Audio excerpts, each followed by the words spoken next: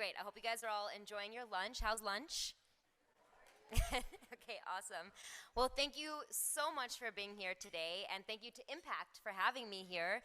I think what Impact is doing is just absolutely unprecedented and incredible and so important, bringing together so many incredibly forward-thinking and trailblazing people, South Asian people in one summit and one gathering, and all of you guys can network and create change together and inspire other people and take what you learned today all over to wherever you live in this country and take action. I just think it's so wonderful. So let's give a round of applause to Impact. So I know a lot of you maybe have been hoping to hear from a very brilliant woman who lives in DC named Kamala today.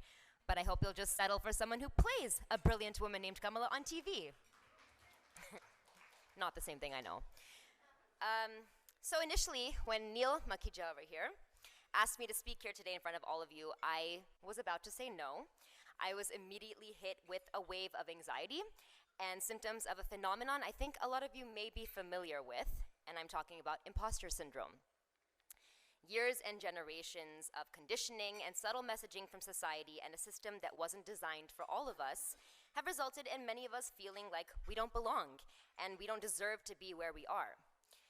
But being here today in front of all of you, each and every one of you South Asian trailblazers and leaders, I am reminded of why it is so important and wonderful to honor everything that we are and to celebrate everything we have collectively accomplished together. Celebrating both our own and each other's successes is so essential to fighting back against this harmful and unnecessary syndrome that has been inflicted on us. I am filled with so much pride to see my fellow South Asians here doing such extraordinary and important work. It makes me think about how far we've come, but it also reminds me of times where the landscape was slightly different. When I was growing up in this country, and I'm sure the same thing goes for many of you, and even in the more beginning stages of being an actor, South Asian representation in Western media was virtually non-existent. And the little of it that there was often leaned into one-dimensional character tropes and dangerous stereotypes that made so many of us feel dehumanized and unseen. I would have never dreamed that one day there would be American shows and movies with complex and nuanced South Asian characters, or that our existence would be so normalized in spaces like Hollywood and politics. I'm beyond grateful to be part of a series that has been groundbreaking in so many ways, and I've seen firsthand the impact that it's had on South Asian, young South Asian, older South Asians, people in this room who have expressed how it's given them a sense of belonging that they so desperately craved. It truly brings me chills when I think about the progress that we've made and the opportunities that we've seized and created for ourselves, but there is still so much work to be done. Representation is so important, but not only in Hollywood. It's imperative in every field, especially where individuals have the power to influence, inspire, and create change, whether that be in media, politics, STEM fields, advocacy, the list goes on. It is vital that we see ourselves reflected in all these arenas, not only for us to see what we can aspire to and what we can actually achieve, but even more importantly, for what it shapes how the rest of the world sees us. It directly impacts how we are perceived and treated in everyday life, how we are employed, and how we are included or not included in the conversation. The increase that we've been witnessing in positive representation is undoubtedly thrilling and long overdue. And we are living in such an exciting and crucial time where we as a community are finally reaching the spaces that we deserve to be, including the second highest office in the land, another Kamala reference. This is in large part thanks to our parents and our ancestors and others who came before us to lay down the groundwork. Our growing presence in this country and in every industry also serves as an opportunity to use our voices and platforms to advocate for causes that we care about and that are important to us. I strongly believe that with visibility and influence comes moral and social responsibility. I'm grateful to have the privilege to be able to use whatever platform I have gained through my work as an actor to be an outspoken advocate for my community, but also for other issues that I strongly care about, including mental health, climate justice, and animal rights. As she mentioned, I just had the incredible honor of moderating a panel of some very prolific South Asian changemakers in the environmental space. Some of them, if you're here, raise your hand. Oh my gosh, they didn't make it to lunch. How sad. Well, we're thinking of you. I am filled with so much hope after speaking with them and hearing about the efforts that they are taking towards combating the climate crisis. If there is one message that I have for all of you, it is that every voice matters. Each and every one of us has the distinct power to improve the quality of not just our lives, but of future generations through our work and lifestyle choices. I've personally witnessed how seemingly small individual actions have a ripple effect. I receive messages almost on a daily basis from people who tell me that through my work they feel inspired and emboldened to take certain actions in their own lives, whether that's to become an actor or pursue a career in the arts, or to adopt a plant-based lifestyle to reduce their own impact on animals and the planet. When I hear and see messages like these, any feelings I have of imposter syndrome are promptly replaced with me feeling like my voice and actions actually make a tangible difference. And that can happen for anyone, not just an actor or somebody with any kind of following. It is easy for so many of us to feel overwhelmed or disconnected or completely disengaged from issues that seem larger than ourselves or unrelated to ourselves, especially when we have personally felt marginalized and invisible in so many ways. But I think it is so important to remember that we are all part of a large ecosystem where our interconnectedness and our interdependency with each other and all living beings is undeniable, as we've all seen, especially during this pandemic. And as we, as South Asians, and other people in this room, have incredible power to create systemic change when we act together. But that starts at the individual level. I believe that the part of the process of feeling seen and feeling empowered is by actively creating space for and empowering others from our community, especially those with less privilege from ourselves. We, as one of the highest earning and fastest growing minority groups here in the US, have so much more influence than we often think, and our words, decisions, and votes matter. I'd love to leave you all with one of my favorite quotes by Arundhati Roy in honor of today's theme, Dream with Ambition. "The only dream worth having is to dream that you will live while you are alive and die only when you are dead, to love, to be loved, to never forget your own insignificance, to never get used to the unspeakable violence and vulgar disparity of the life around you, to seek joy in the saddest places, to pursue beauty to its lair, to never simplify what is complicated or complicate what is simple, to respect strength, never power, above all, to watch, to try and understand, to never look away, and never, never to forget." Thank you. She has a lot of really good quotes. If you ever want to write a speech and need a good quote, just look up Arundhati Roy quotes. Thank you all so much for being here and for showing up to learn from each other and celebrate each other and work together. Thank you again to Indian American Impact Project for having me here. It's such an honor. I hope to meet more of you guys today and at the gala and hear more about the work you're doing.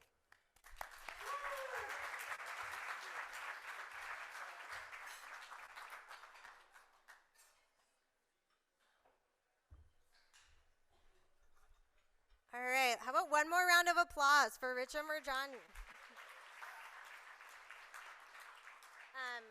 Richa, we've only met recently, but we hope you know you spoke about imposter syndrome that with Impact Project, you are always in the company of friends who look up to you and admire you for everything you are doing for the community. So thank you.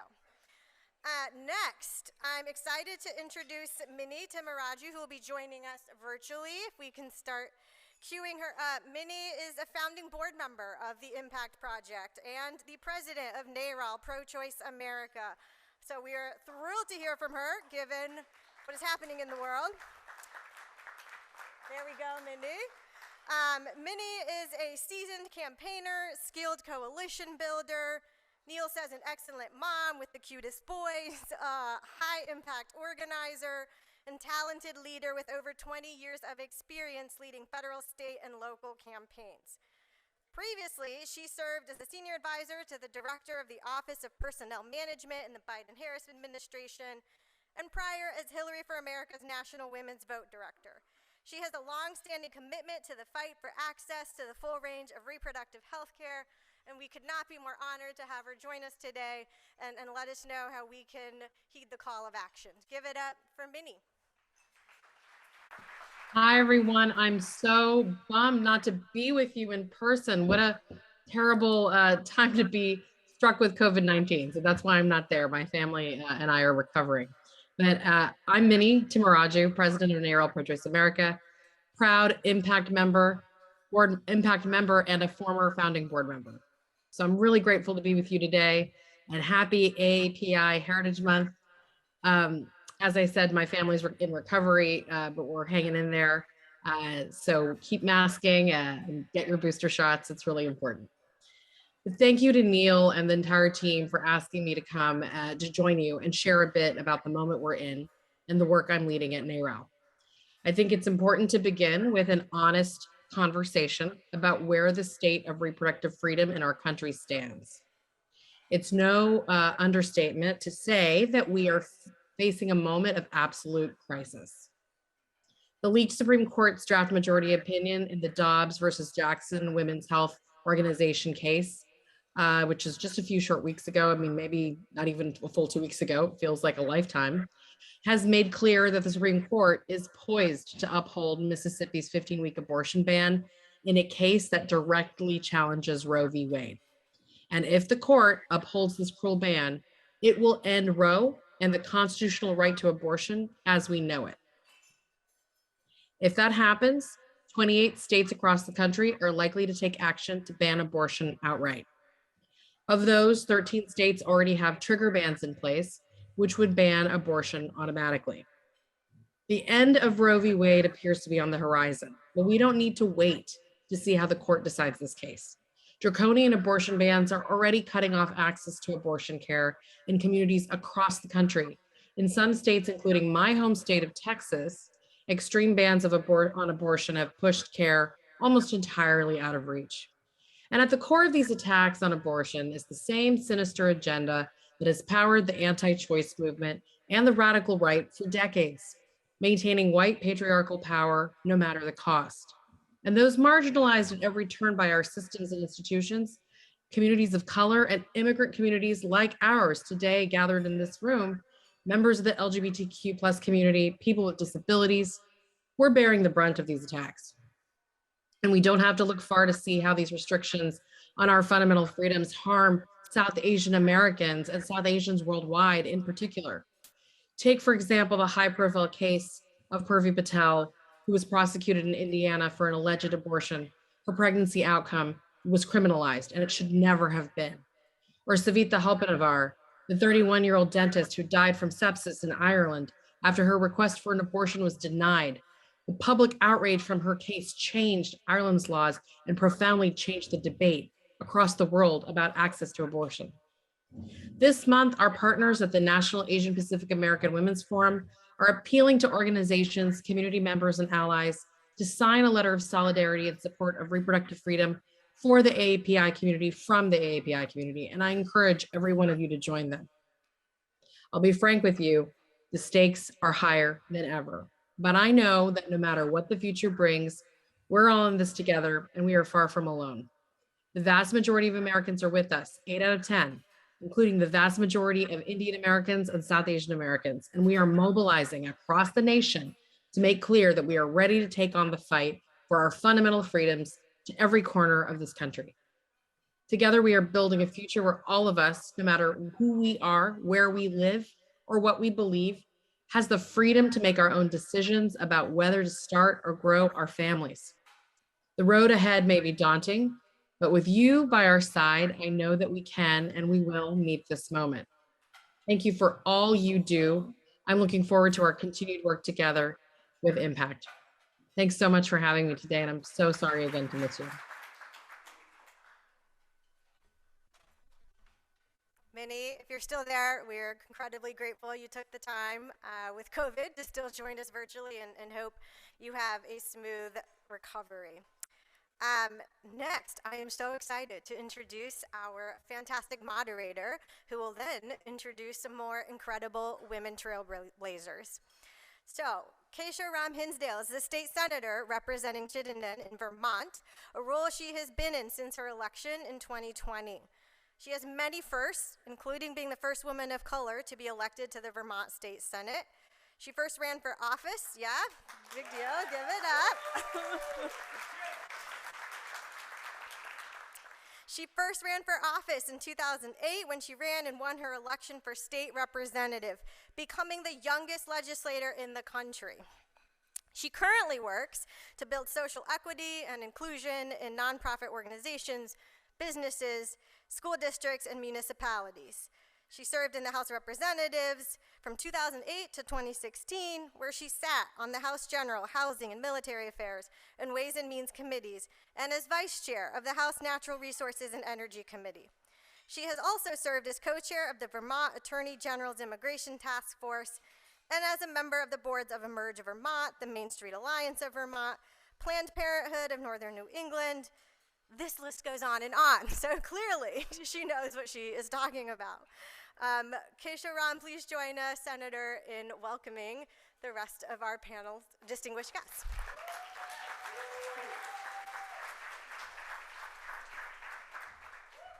Thank you, Sarah. So you heard a list of accomplishments, but one thing I can't promise to do is get us back on track time-wise, but I will do my best. I'm going to look over to Sarah to sort of help me know when we should try and wrap up and let you go to the next panels. But this has been a wonderful lunch, a wonderful day so far. I'm honored to be with you, and I can't say that I would know exactly how many would have done this. I'm asking myself that now, but taking her place in moderating, I think what I will do is call each amazing woman we have in this next panel up one by one to take a seat while I read their biographies. And a lot of what Minnie said, she was giving you the real truth here, is daunting, but I think you'll find that each one of these women will help lift your spirits back up and know that we are in this fight together and we are going to win it.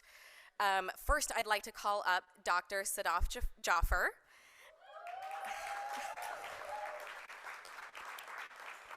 Dr. Jaffer is an Assemblywoman representing New Jersey's 16th Legislative District. As Assemblywoman,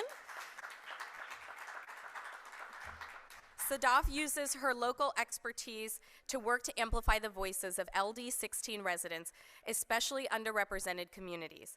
Sadaf is the first Asian American woman and the first Muslim American to be sworn into the New Jersey General Assembly.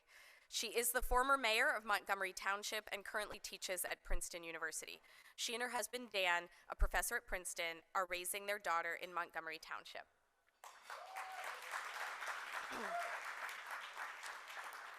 Next, I'd like to call to the stage Opal Vadhan. Opal served as the executive assistant and trip director to Secretary Hillary Rodham Clinton. During her time there, she was also a book collaborator on the Book of Gutsy Women. Prior to that, she was on the National Advance Team for Hillary for America. During the pandemic, she volunteered with World Central Kitchen, a food relief organization. Opal graduated from Pace University in 2015 and was named Pace University's 30 Under 30. She is also a two-time New York Woman in Communications Leadership Scholarship winner, a former campus editor-at-large for Huffington Post, a former on-camera TV reporter for TV Asia, one of our favorites. Opal spent her 2014 semester interning at the White House in the Office of Communications, and she is back there as the personal aide to the Vice President of the United States.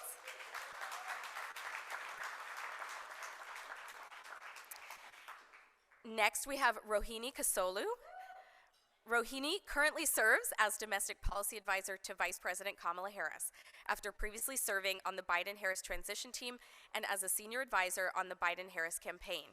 Before that, she was a spring 2020 resident fellow at the Institute of Politics at the Kennedy School of Government at Harvard University.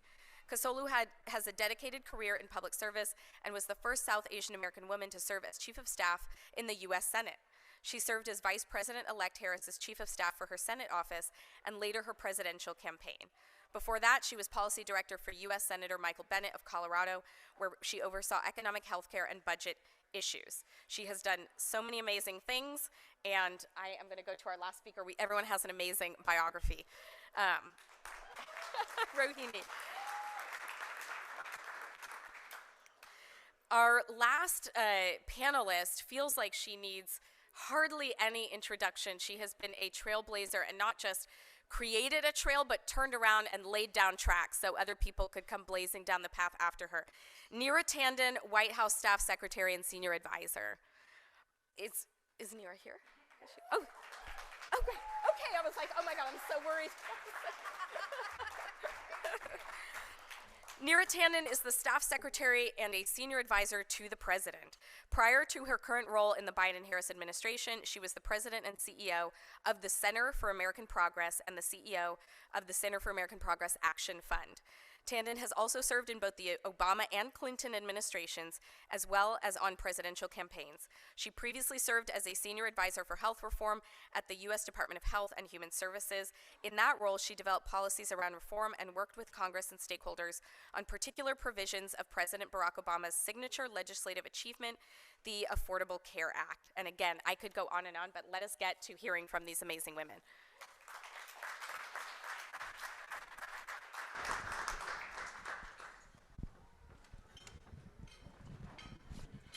Oh, it's on. Okay, it's already on. I promise I'm a state senator. So the first question that I have is a bit of a Genesis story question. You know, all of you have really celebrated careers in public service. And, you know, I can't help but think of when I won my first election at 22 and I called my Dottie G and I said, Dottie G, I'm the youngest legislator in the country. And she said, oh, you were always so good at singing. Could you do that instead? And so, you know, in addition to just telling us what sparked your career in public service, as a South Asian woman, you know, were there moments where you felt like you were battling your family or your culture to really take that risk and jump into public service? Neera, I wonder if we could start with you. You just nodding your head.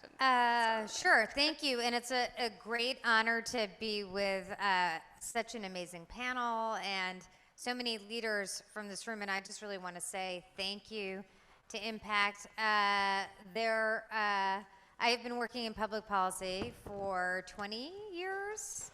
I hate to date myself, but it is actually 2 decades. And I started in Washington in the 90s, and there were very few organizations for Asian Americans and none for Indian Americans. And I really feel how vital it is for our community to have a voice in the debates. And I just want to say hats off to Impact. So I'll answer the question, I will, but I just really want to say thank you. And I thank you for all that you're doing. Everyone here is engaging in the debates for our country, but I know you do more when you're not here, so thank you for that as well. So I have a story right on this topic, which is when I've been in public policy, as I said. I started in the Clinton administration. I worked for First Lady Hillary Clinton and was dual-hatted to the Domestic Policy Council in the late 1990s. And when I was there, you have on this panel 3 Indian American women working in the White House right now. And there are more Indian Americans working there. I think I was the only one working in the late 1990s, or one of really a handful, working in the administration. And so we've made a lot of progress. But I also think there were so few of us back then because as more recent immigrants than others, a lot of our families had pushed us to be doctors or engineers or others, and public policy was a new arena. And so I experienced that very sort of firsthand. So I worked, as I said, for Hillary Clinton, and I actually was getting married, and Hillary very nicely threw me a wedding shower, which was lovely, you know, really amazing to have a wedding shower. So I invited my family to come and my friends and people in my wedding party.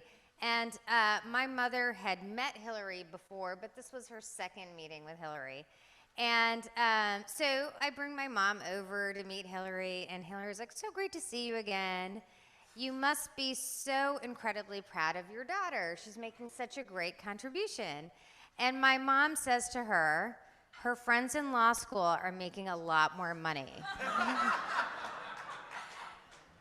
I mean, like, word by word. And you know, I'm experiencing this like slow motion train wreck.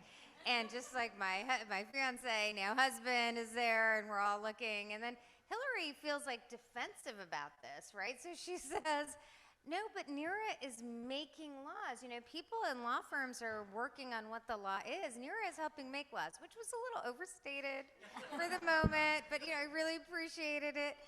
And then my mom says, but some of her friends are making partner. At which point, my husband like jammed in a drink, but it was a bit like Hillary took in stride. It was all good. I will say that a few months later, Hillary ran for Senate and asked me to go to the campaign, and then I got a big raise moving on to the campaign, and she called me and said, "You need to tell your mom that you did get a raise," and I said, sure. So I would say sorry, I apologize for the long story, but it is a case where I think, you know, being in public policy was like a new experience for my mom, and really wasn't in the path that she was thinking for me. I do think she is proud of me now, but it was back then, and even now, I think it is sometimes harder for immigrants who struggled a lot to be successful here, to see public policy and sometimes the ugliness of politics as an arena that makes sense. And so I appreciate all of us pushing into new directions and ensuring that our community is represented, because I also know from the last 20 or so years that who is here in Washington and whose voices are represented matters fundamentally to what happens in laws, in debates, and really what happens overall to the trajectory of our community. Thanks, Neera. We truly can never win. Rohini, let's go to you. Thanks. And just to echo Neera's thank you to everyone. And there's so many leaders in the room looking around, and so many of us have worked together for years. But I think to echo the point that I think for all of us when we started, for me it was about almost 15 years ago, and I started out in the Senate, there, you know, I couldn't find people that looked like me walking up and down the hallway.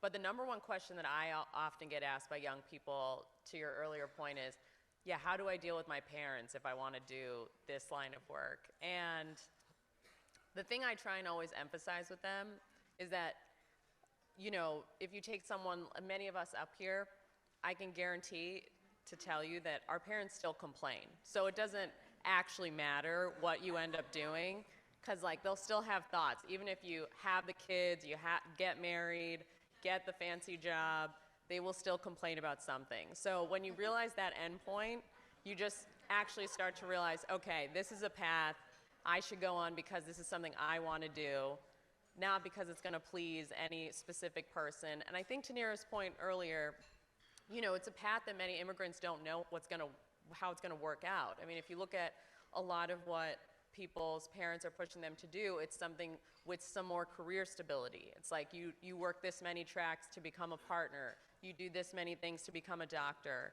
And it's a lot more anxious and unknown for them, and for all the reasons that they came to America, for so many reasons. And that anxiety is what, you know, is leading a lot of the same questions and probing. And so it's not easy necessarily to, you know, try and figure out, you know, a way to tell them, yes, I'm joining a campaign, but we have no idea we could also lose, and then we all lose our jobs at the end. That doesn't feel good to, you know, have to explain that part. And the world that we live in, you know, as we're seeing now, it's hyper-polarized in terms of the different attacks. But I think the most important thing, you know, that you know, you hit upon in your question is, you know, what is driving behind the force of, you know, making the decision to go into in public service, and the idea that you can shape different concepts or laws, or that you can bring your lived experience to a room and actually make a difference, you know, is really what I think inspires so many people in this room to keep doing what they're doing. So that would be my sort of sense of encouraging words for people. Just know that your parents are still going to complain, but but at the end of the day, I think carving out a path in which, you've made all your own decisions is also equally as gratifying too. So true. Thank you. Assemblywoman. Sure. So, I think people from our communities are very successful in lots of different fields, but haven't been going into politics as frequently. And so, as others have said, it's a new path, it's something different. But one of the things that I say to South Asian communities is that democracy is a very valuable thing. It's priceless. And our countries back home have an anti-colonial history. People have fought and died for democracy back home and here. And so if we value that democracy, we have to participate in that democracy. And that starts with voting in every election, that starts with running for office. So I think what motivated me was seeing that some of my elected officials did not reflect my values, did not reflect what I thought was my best interest. And so I started thinking that there had to be people from my background with those values in office. And if I wanted other people to run, then I should run myself. I think that in terms of responses from family or from community, I first ran for office in 2016. And I remember, members of my family saying, not that they didn't respect what I was doing, but saying, is this the time for maybe people like us to lie low and to not bring attention to ourselves? And I think that they anticipated maybe some of the hate speech and reactions that I might get, but what I said was, if we don't get involved now, who knows if we even will have those rights. We have to get involved now. And then since I've been elected, it's been so heartening to see the support from communities. I think, there can be traditional gender roles. I think all of the women up here and many women in the audience have probably fought back against patriarchy and gender roles. And I think I did that when I was younger. But I've been really heartened to see South Asian communities, Muslim communities welcome me with open arms, want me to speak, want me to introduce me to their daughters. To me, that shows that our communities know how important this is, and it's just very difficult when you haven't had that ladder, you haven't had people to look up to. Now we're seeing more and more of that, so happy to see everyone in the room today and hope to continue this trajectory of many more women from our communities in office and in other roles in government. Absolutely, thanks for being a part of that. Yeah. And Opal. Well, once again, I want to echo just a huge thank you to Neil and Deepak for an incredible summit. And I remember growing up in this country and remembering I don't see anyone who looks like me on TV or representing my values. And so as I got older and got an internship in the Obama White House, I realized I could be part of this change. And for my family, it was really hard because I wasn't the doctor, I wasn't the engineer. And even working for Secretary Clinton, same thing, kind of like Neera, my mom would be like, tell Hillary to find you a husband. I don't understand. You guys travel all over the world, tell Hillary to find you a husband. And it became a running joke where Secretary Clinton would call my mom and be like, don't worry, I'm on the lookout, but let your daughter do her job. And even now working for the Vice President Kamala Harris too, it's, we'll travel all around the world with her. We'll have incredibly bilateral meetings, and the Vice President really represents our country. We were just in Abu Dhabi oh my gosh, we landed yesterday. And still my mom's like, have you met anyone yet? We have a marriage proposal for you. Are you sure you don't want to leave your job? So it's one of those things growing up. We didn't have organizations like this, right? You couldn't see that you could be, like Neera and Rohini and the assembly member. So what really motivates me to continue to do my job is all the other, little brown girls and boys in this country, right? Going to school, and they can look at people who I'm on this panel with. They can look at everyone in this room knowing that they can grow up and be anything and do anything. And that's why I do my job every day, because I get to work for the first, Black and South Asian woman of color vice president. And I think about, getting made fun of for my name being Opal Vadhan and having oil in my hair and not looking like everyone else. And now if kids, are gonna get made fun of that, they have to respect the vice president. She is the most powerful woman in this country. And that kind of is what motivates me. Though, our families still have the questions, why aren't you married yet? Are you sure you don't wanna leave your job? We'll find a nice marriage proposal for you. But we all have to continue to do this work. And once again, so grateful to be on this panel with incredible South Asian women and to be here with all of you. The Vice President is lucky to have you, and I'm worried you're going to get some marriage proposals after this as well. So, you know, we've heard some pretty bad news today from Minnie, and we know we're here in the seat of power where we know there's huge struggles going on and around the country, you know, mass shootings and just a lot of despair. Some recent good news was the elevation of Ketanji Brown Jackson to the Supreme Court, the first time a black woman has sat on the highest court in the land. And I was really struck during her confirmation hearing when Senator Cory Booker, you know, really heralded her as a great American. And it made me realize, you know, as a woman of color, South Asian woman with a funny name, how little we get called great Americans and get lifted up in this country. And so, you know, I was just wondering, I wrote an article for every Ketanji Brown Jackson, be a Cory Booker. Have you had a Cory Booker? Have you ever stopped and felt like, you know what, I am seen as an American and as someone who's giving back to this country? And how do you try to do that for others as well? And I'll just start with whoever wants to jump in, and then we'll kind of go back in a circle. I can start. So when I won my election to local government, and I was the first South Asian woman, first South Asian member of that local government in my township, and my opponents put a post saying, oh, you know, we lost the election. And the first comment was, I was born in this country and some Indian's gonna tell me what to do? You can't fix stupid. This was my welcome to elected office.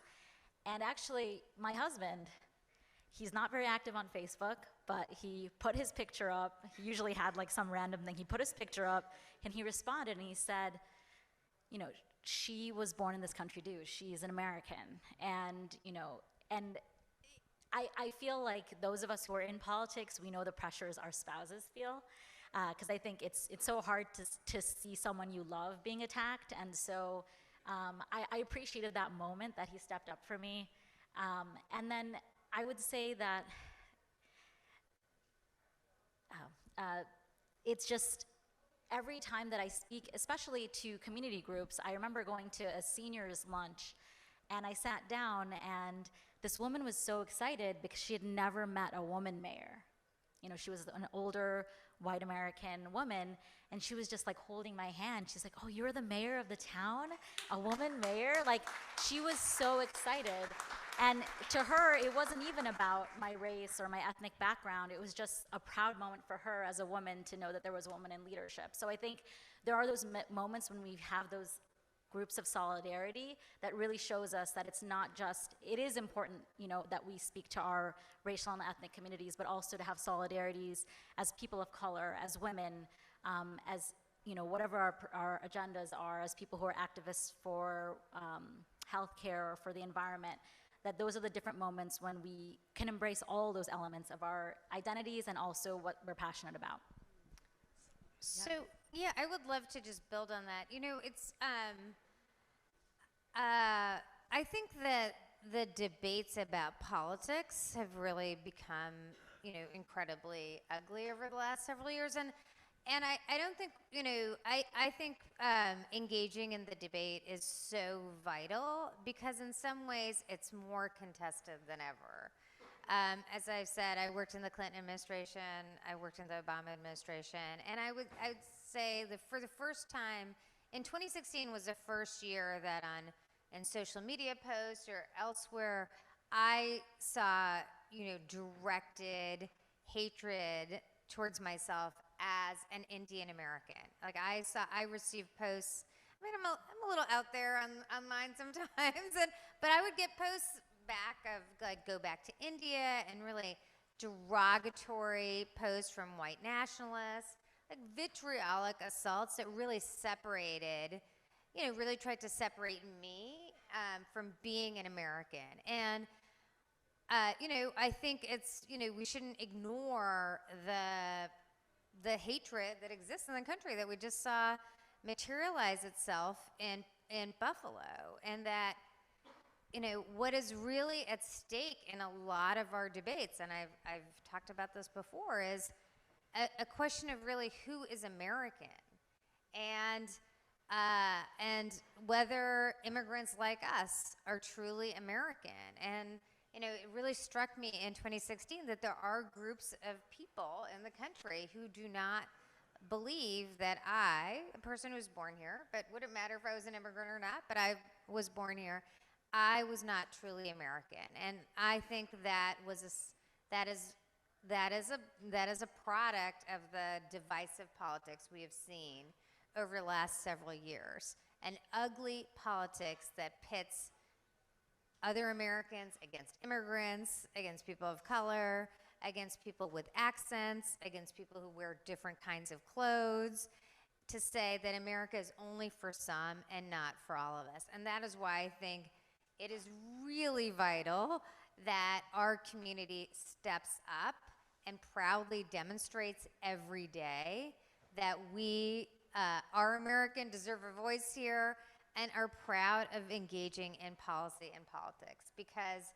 it is not, you know, I mean, it is a contest. I do think we should just be frank that there are more and more voices in our politics, some winning elections in places all around the country, who think that the country is only for groups that don't look like us, not for groups that do.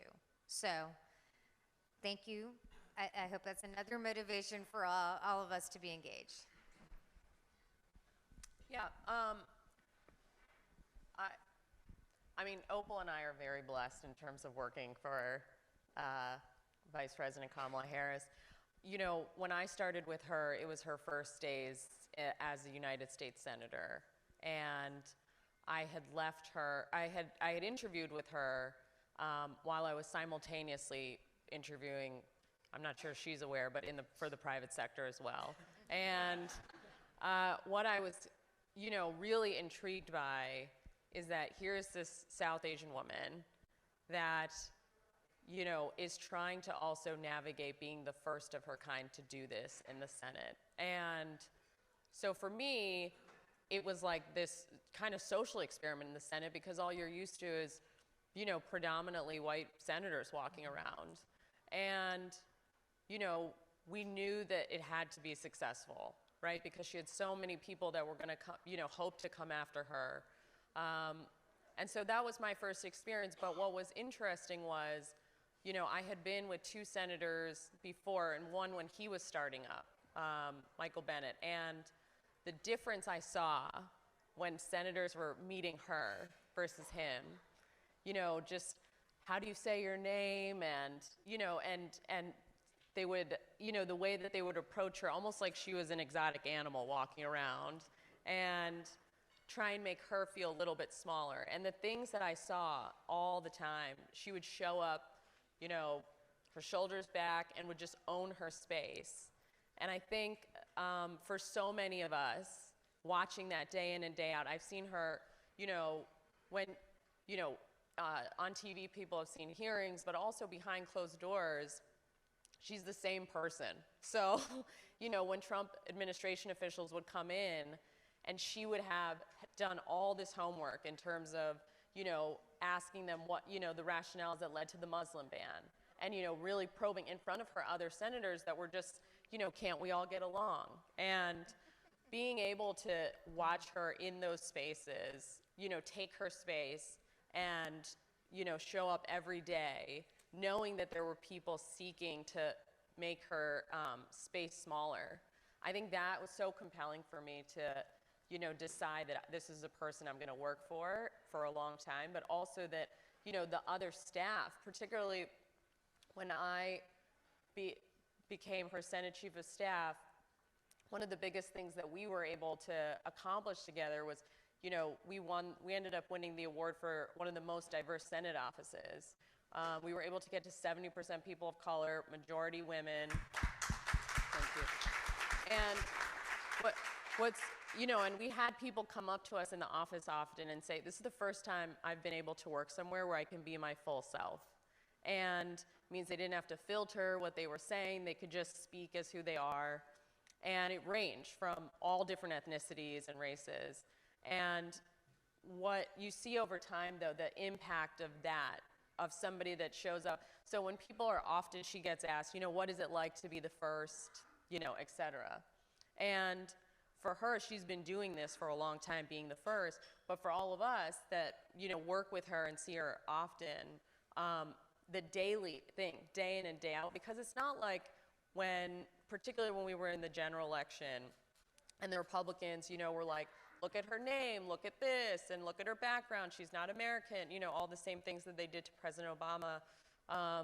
It's not like those things don't affect people over time. It's just that, you know, holding that role of responsibility at these levels and having to put on a face every day and also own the space because you know that all the people are looking up to you to own that space. So for us, I think so many of us up here that work in the White House and others that get to have met with her, I think that, you know, for us is very inspiring every day. Yeah. And that sounds like a really well-run office too.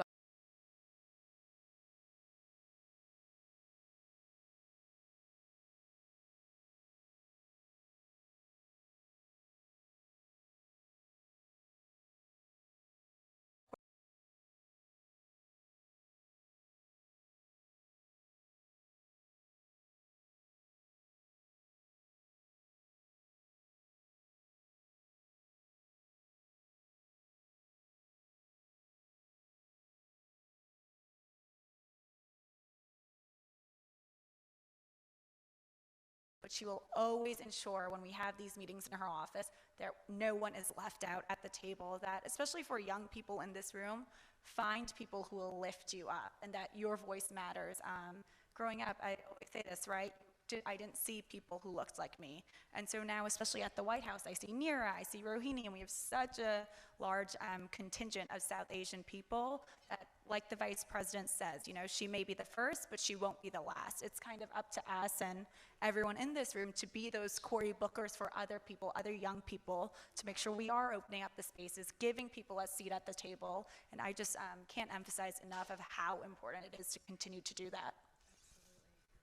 Absolutely. I'm looking at Sarah, who's helping us keep time. We are Indians. This is hard for us. Is there like closing statements? Do we have time for? Yes, do one more question or statement. Okay, great. I know we wish we had all the time in the world. This has been amazing.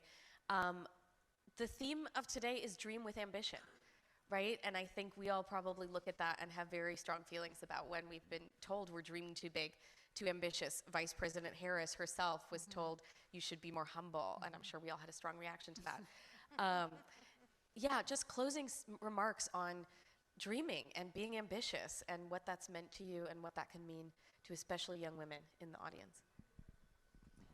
So I'll start. I do think that there's perceptions of what women are like, and Indian women, and South Asian women, and Asian women, and so I think the question of ambition, I mean, we dream with ambition, but the term ambitious has had a positive connotation when applied to men, and perhaps less of a positive connotation when applied to women and Asian women and women of color. So I will close with another story, which is when I was Hillary's LD, again, now we're in the early 2000s, legislative director when she was in the Senate. She did this floor speech, and it was really well received. The press was really great. There was immediate positive reaction from her colleagues, and we were walking back from the Senate floor, and she asked me who was in charge of the speech. And I said, and I will say, I said this because I sort of thought, you know, maybe it was the way I was brought up or gender messages, but my thought was to give everyone else on my team, the kudos. So I said it was a team effort and she was like, well, who on the team? And I said, well, the speech writers and some of the ledge staff. And she was like, but whose idea was it? And I said, it was a team effort.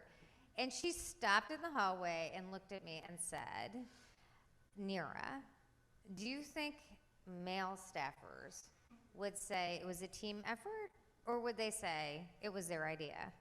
I was like, when you put it that way. And she said, you know, like, you have to own your success. And I have to say, for me, now, I'm not really known as a meek person. I think that's fair. But even for me, in my early 30s, my first instinct was it's obnoxious to take credit. You know, I think the social cues, and I think I think it's a genuine thing to struggle with. A lot of the social cues are, it's obnoxious when women go out there and take credit for things. And it's just not seen as obnoxious when men do the same thing. And I think, and you know, we see this in surveys of business places and elsewhere. And so I think this is just an important thing for all of us to remember. We are all leaders in this room. I'm a leader, we're all leaders. And it's really to encourage women to take credit, to own their success, and to applaud them for it. Because I do think that is something we all have struggled with. And when it exists and holds us back, it is something that's a challenge for all of us.